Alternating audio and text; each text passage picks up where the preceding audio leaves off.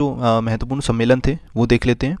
कोलंबो सुरक्षा conclave port Louis Mauritius में हुआ। इसमें भारत के राष्ट्रीय सुरक्षा जो सलाहकार हैं अजीत डोभाल, उन्होंने भागीदारी की। तीसरा हिंदू सम्मेलन, ये आपका नवंबर 2023 में बैंकॉक थाईलैंड में आयोजित किया गया। ये महत्वपूर्ण है, इसको याद रखिएगा क्योंकि ये आपसे पूछ सकते हैं विश्व हिंदू सम्मेलन कहाँ पे हुआ। ठीक है। अंतर्राष्ट्रीय चावल कांग्रेस, ये इसका 6वां संस्करण था। ये मनीला फिलीपींस में इसका आयोजन किया गया। विश्व सड़क कांग्रेस प्राग जो चेक गणराज्य में है वहाँ पे इसका आयोजन किया गया। तीसरा वैश्विक समुद्री भारत शिखर सम्मेलन, ये मुंबई में आयोजित किया गया। अंतर्राष्ट्रीय वकील सम्मेलन नई दिल्ली में इसका आयोजन किया गया। आसियान शिखर सम्मेलन 2023, ये 43वां संस्करण था। जकार्ता इंडोनेशिया में इसका आयोजन किया गया। इसकी जो थीम थी एपिसेंट्रम ऑफ ग्रोथ है, ये काफ़ी महत्वपूर्ण है, इसको याद रखिएगा। आसियान शिखर सम्मेलन। G20 शिखर सम्मेलन 18वां संस्करण, भारत मंडपम नई दिल्ली। 19 देशों एवं यूरोपीय संघ ने इसमें भागीदारी की। इसकी अध्यक्षता भारत ने की। इसका विषय था इस बार का वसुधैव कुटुंबकम, या एक पृथ्वी एक परिवार एक भविष्य। ये काफ़ी महत्वपूर्ण है, इसको याद रखिएगा। विश्व कॉफ़ी सम्मेलन सितंबर 2023, बेंगलुरु कर्नाटक में इसका आयोजन किया गया। इसका विषय था सर्कुलर इकोनॉमी एवं पुनर्योजी कृषि के माध्यम से स्थिरता को बढ़ावा देना। विश्व धरोहर समिति यूनेस्को की बैठक थी, 45वां ये सत्र था। रियाद सऊदी अरब में इसका आयोजन किया गया। 42 नए स्थलों को विश्व विरासत सूची में शामिल किया गया। ये भी महत्वपूर्ण है, इसको याद रखिएगा आप। सुरक्षा पर अंतर्राष्ट्रीय सम्मेलन, ये जयपुर राजस्थान में इसका आयोजन किया गया। ब्रिक्स शिखर सम्मेलन 15वां संस्करण, जोहान्सबर्ग दक्षिण अफ्रीका में इसका आयोजन किया गया था। संघाई शिखर सम्मेलन SCO, ये 23वां संस्करण था, वर्चुअल माध्यम से हुआ। भारत ने इसकी अध्यक्षता की, ये भी महत्वपूर्ण है। विश्व खनन कांग्रेस ब्रिस्बेन ऑस्ट्रेलिया में इसका आयोजन किया गया। अंतर्राष्ट्रीय योग दिवस पूरे विश्व में इसको मनाया जाता है, इसको 21 जून को मनाया गया। थीम थी इसकी वसुधैव कुटुंबकम के लिए योग। अरब लीग शिखर सम्मेलन जेद्दा सऊदी अरब में इसका आयोजन किया गया। विश्व स्वास्थ्य सभा, ये जेनेवा में इसका आयोजन किया गया। केंद्रीय स्वास्थ्य मंत्री मनसुख मांडविया ने इसमें भागीदारी की। International super computing conference Germany में इसका आयोजन किया गया। भारत ने AI सुपर कंप्यूटर एरावत का भारत का जो AI सुपर कंप्यूटर है एरावत, उसका 75वां स्थान इसमें हासिल हुआ। G7 सम्मेलन हिरोशिमा में इसका आयोजन किया गया। संयुक्त राष्ट्र जल सम्मेलन, ये न्यूयॉर्क में आयोजन किया गया। ग्लोबल मिलेट्स श्री अन्न सम्मेलन, ये नई दिल्ली में आयोजन किया गया। और भारत के प्रस्ताव पे ही संयुक्त राष्ट्र ने 2023 को बाजरा वर्ष घोषित किया है। इसके बाद है आपका अंतर्राष्ट्रीय धम्म सम्मेलन, मार्च 2023 में इसका आयोजन किया गया, भोपाल मध्य प्रदेश। उद्घाटन राष्ट्रपति द्रौपदी मुर्मू के द्वारा किया गया था। पहला संयुक्त राष्ट्र जल सम्मेलन मार्च 2023, इसको अमेरिका के न्यूयॉर्क में इसका आयोजन किया गया। रायसीना डायलॉग, ये 8वां संस्करण था, नई दिल्ली में। इसका उद्घाटन प्रधानमंत्री नरेंद्र मोदी जी के द्वारा किया गया तथा इसमें मुख्य अतिथि जो थी वो इटली की प्रधानमंत्री जॉर्जिया मेलोनी थी। ठीक है। विश्व हिंदी सम्मेलन, ये 12वां संस्करण था, फिजी में इसका आयोजन किया गया फरवरी 2023। इसकी थीम थी हिंदी पारंपरिक ज्ञान से कृत्रिम बुद्धिमत्ता तक। ठीक है, ये थीम याद रखिएगा, ये महत्वपूर्ण है। विश्व व्यापार संगठन का मंत्री स्तरीय सम्मेलन, ये 13वां संस्करण था, फरवरी 2024, अबू धाबी में इसका आयोजन किया जाना है। संघाई सहयोग संगठन SCO फिल्म महोत्सव, ये जनवरी 2023 में इसका आयोजन किया गया मुंबई महाराष्ट्र में। इस महोत्सव का शुभारंभ प्रियदर्शन तथा निर्देशक एवं उर्वशी द्वारा अभिनीत तमिल फिल्म अथप्पा की स्क्रीनिंग के साथ हुआ। विश्व आर्थिक फोरम की वार्षिक बैठक दावोस में स्विट्जरलैंड में होती है, जनवरी 2023 में हुई। इसका विषय था कॉरपोरेशन इन अ फ्रेगमेंटेड वर्ल्ड। ठीक है, ये भी महत्वपूर्ण है। विश्व के कुछ महत्वपूर्ण जो प्रमुख सूचकांक हैं वो देख लेते हैं। वैश्विक भूख सूचकांक, इसको जारी कौन करता है? कंसर्न एवं वर्ल्ड हंगर हेल्थ।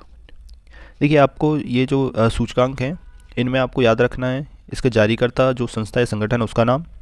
ठीक है, इसमें शीर्ष स्थान किसने प्राप्त किया, भारत का क्या स्थान है, सबसे महत्वपूर्ण रहेगा भारत का स्थान। तो ये आपको 3 इसमें पॉइंट याद रखने रहेंगे। ठीक है। EIU कॉस्ट ऑफ लिविंग, ये इकोनॉमिस्ट इंटेलिजेंस यूनिट के द्वारा जारी किया जाता है, ये तब महत्वपूर्ण नहीं है। ठीक है, ये वैश्विक भूख सूचकांक काफ़ी इंपॉर्टेंट रहेगा। भारत का इसमें 111वां स्थान है, ये याद रखिएगा।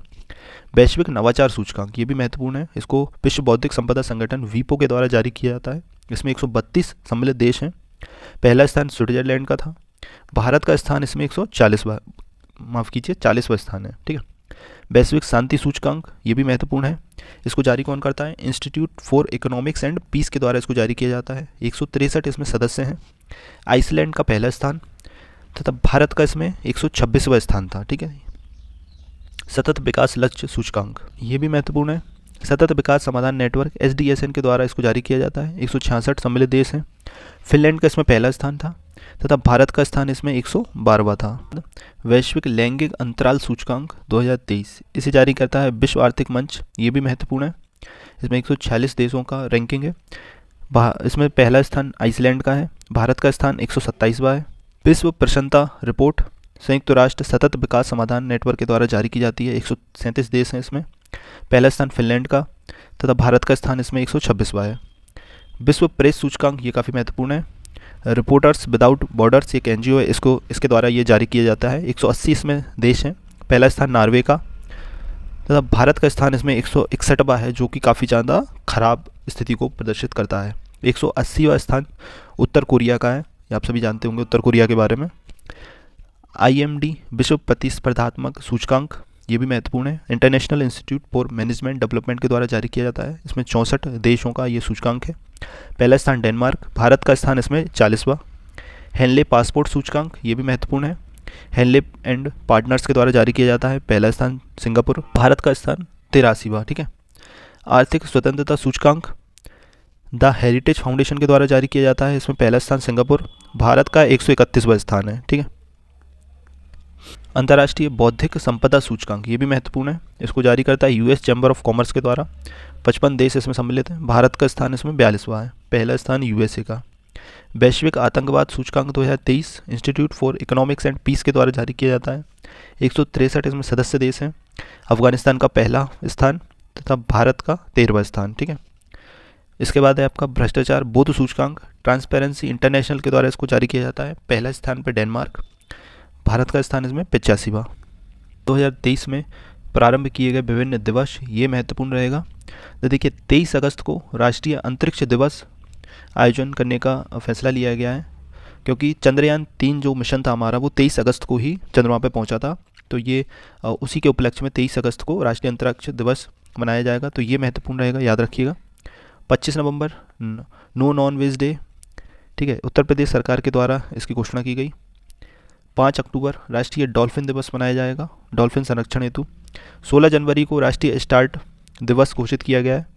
26 दिसंबर को वीर बाल दिवस घोषित किया गया है, गुरु गोविंद सिंह के जो पुत्र थे उनके सम्मान में, ये भी महत्वपूर्ण है।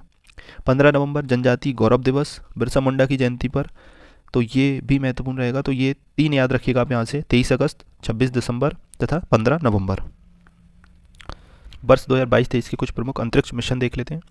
लूना 25 ये प्रक्षेपण यान था, सोयूज चंद्रमा पर भेजा गया रूसी मिशन था, जो कि चंद्रमा की सतह से टकराकर क्रैश हो गया था।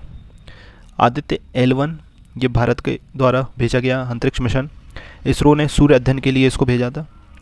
ये सफलतापूर्वक जो लैग्रांज पॉइंट है वहाँ पे पहुँच चुका है। जुपिटर 3 फाल्कन हैवी रॉकेट के द्वारा इसको लॉन्च किया गया।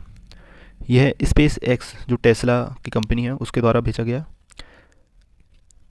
DSSR ये PSLV-C 56 रॉकेट के द्वारा भेजा गया।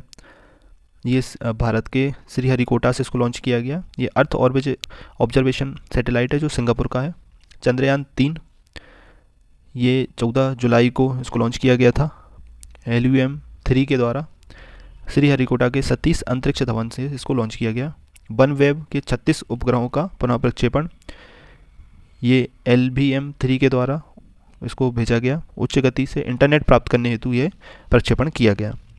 इसरो के कुछ आगामी मिशन देख लेते हैं। निसार ये फरवरी 2024 में लॉन्च किया जाएगा। यह नासा एवं इसरो का संयुक्त मिशन है जो पृथ्वी का मानचित्रण करेगा। गगनयान प्रथम ये भारत का प्रथम मानव मिशन होगा। मंगलयान द्वितीय ये भारत का दूसरा मंगल मिशन है। ये दोनों ही 2024 में रहेंगे। शुक्रयान प्रथम ये भी 2024 में भेजा जाएगा। शुक्र की जो शुक्र ग्रह है उसकी सतह, वायुमंडल की जांच, उसकी संरचना की जानकारी के लिए इसको भेजा जाएगा। गगनयान 2024 में भेजा जाएगा। इस मिशन का उद्देश्य अंतरिक्ष में मानव को भेजना। ठीक है। कुछ जो महत्वपूर्ण समितियां बनाई गई थी वो देख लेते हैं। एक राष्ट्र एक चुनाव हेतु गठित समिति, ये 8 सदस्यीय समिति थी। ये महत्वपूर्ण रहेगी काफ़ी ज़्यादा, यहाँ से क्वेश्चन बिल्कुल पूछा जाएगा। 8 सदस्यीय समिति थी, पहला तो यही याद रखिएगा। दूसरा इसका अध्यक्ष कौन था, जो पूर्व राष्ट्रपति हैं रामनाथ कोविंद जी, उनको अध्यक्ष बनाया गया। इसके अन्य सदस्यों में अमित शाह, अर्जुन राम मेघवाल, गुलाम नबी आज़ाद, NK सिंह, सुभाष कश्यप, हरीश साल्वे एवं संजय कोठारी को शामिल किया गया। मणिपुर में शांति हेतु समिति, मणिपुर के राज्यपाल अनुसुईया उइके की अध्यक्षता में इसको बनाया गया। अन्य पिछड़ा वर्गों के उप वर्गीकरण के मूल्यांकन हेतु समिति, दिल्ली उच्च न्यायालय की पूर्व न्यायाधीश जी रोहिणी की अध्यक्षता में इसको बनाया गया, ये भी महत्वपूर्ण है। राष्ट्रीय पेंशन प्रणाली में सुधार हेतु समिति, वित्त सचिव टीवी सोमनाथन की अध्यक्षता में इसका गठन किया गया। अडानी हिंडनबर्ग मामले की जांच हेतु उच्चतम न्यायालय के पूर्व न्यायमूर्ति अभय एम सप्रे की अध्यक्षता में इसको बनाया गया था। ठीक है।